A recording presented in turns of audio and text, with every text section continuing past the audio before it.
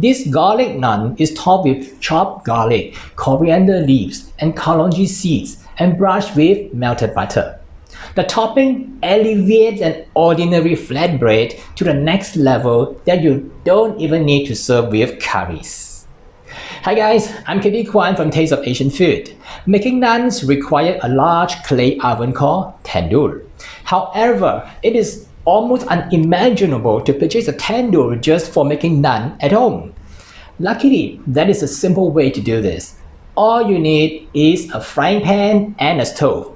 I will explain how to make garlic naans at home in this video, so keep watching. The dough of garlic naan is the same as plain naan. Measure and combine the all-purpose flour, salt, and sugar in a large bowl.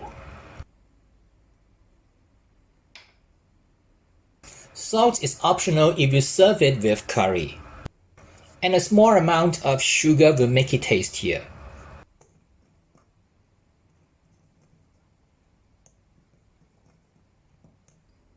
Make a small hole at the center of the dry ingredients and add the yogurt.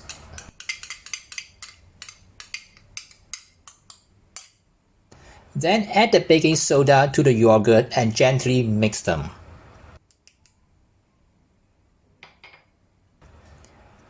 The acid in the yogurt will make the baking soda become active.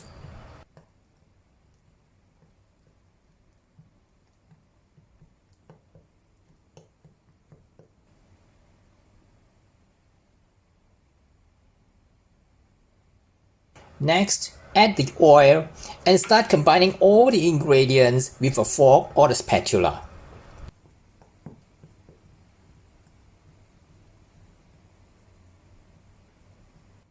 Measure the amount of water required accurately and pour it into the bowl. Combine all the ingredients by stirring in one direction.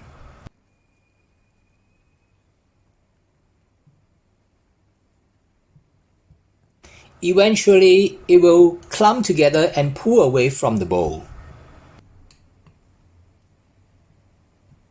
Transfer the dough to a flat surface and start kneading it.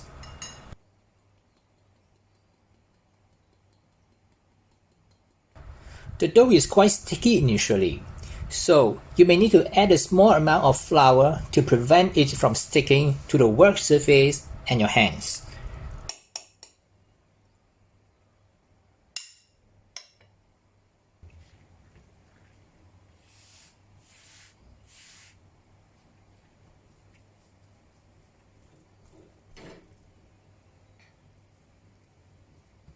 After kneading it for a few minutes, the dough will become less sticky.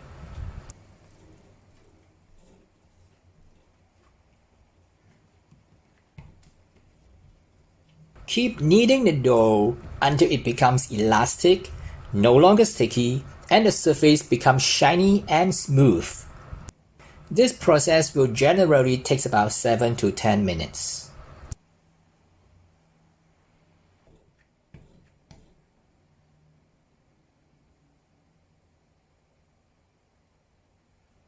Place the dough in an oiled container. Cover and let it relax for at least 1 hour or more, or until the dough is fully relaxed, able to stretch to paper thin easily and will not shrink back.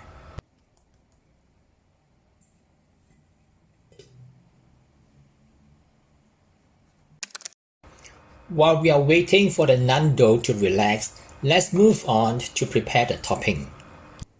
Some chopped garlic, chopped coriander leaves,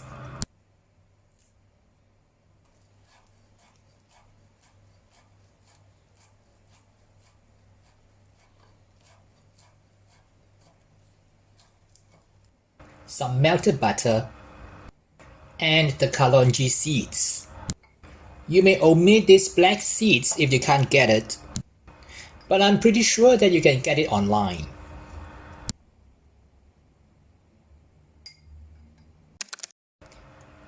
After 2 hours, let's take a look at the dough. It looks pretty the same as before, but the texture has changed a lot. Now it becomes very elastic, very soft, not sticky, and is able to stretch to paper thin easily, and it will not break.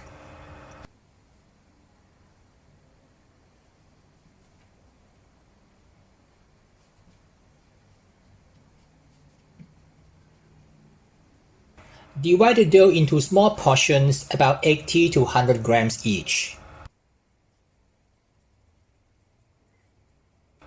This is the amount to make naans that is typically served in the restaurant.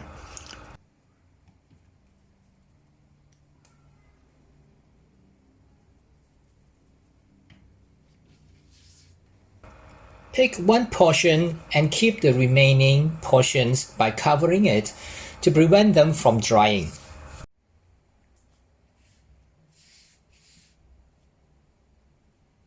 Flatten and push the dough outwards with a finger, either into a circle or an oval. The ideal thickness is about 1/4 inch. If you like a more fluffy naan, roll it out slightly thicker.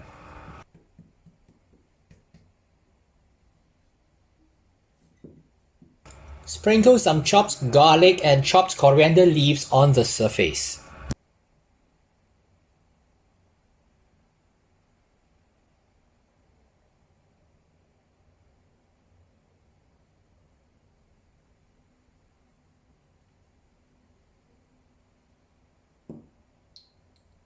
And add a small amount of kalonji seeds too.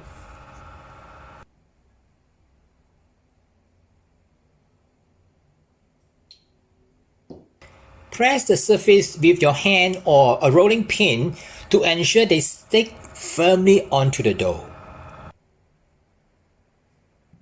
This step avoids the topping from falling off when you overturn it on the stove in the following steps.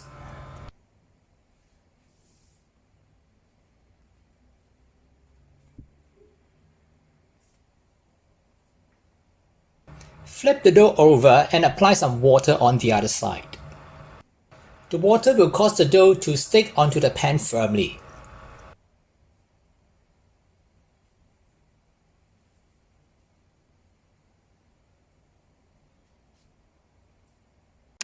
Now I'm going to cook the naan with a frying pan over a gas stove. Gently remove the dough with a dough cutter. Place the naan on a heated pan, wet side down. Adjust the flame to medium heat and let the naan cook undisturbed until large blisters start forming on the surface. The heat will cause the dough to rise and fill the naan with air.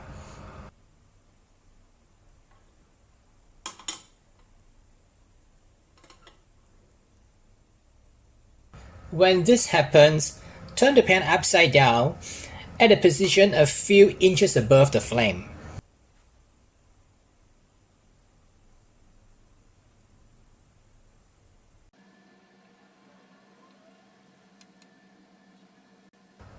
Move the pan slowly so that the surface of the naan will be cooked evenly by the heat.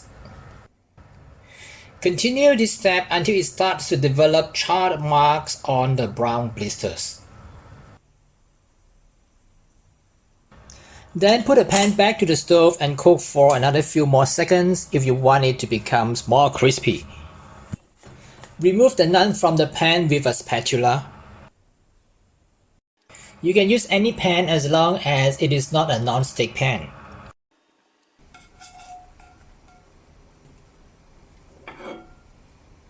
Or you can hold the naan with a pair of tongs to brown the other side.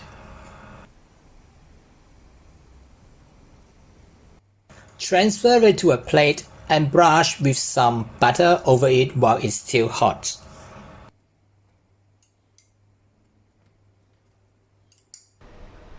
I've just shown you how to make garlic naans at home, and indeed this recipe can be used to make any naans variation at home.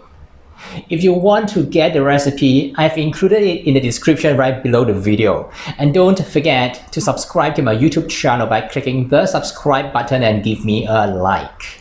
I'll see you again in some other similar video very soon in the future, and bye for now.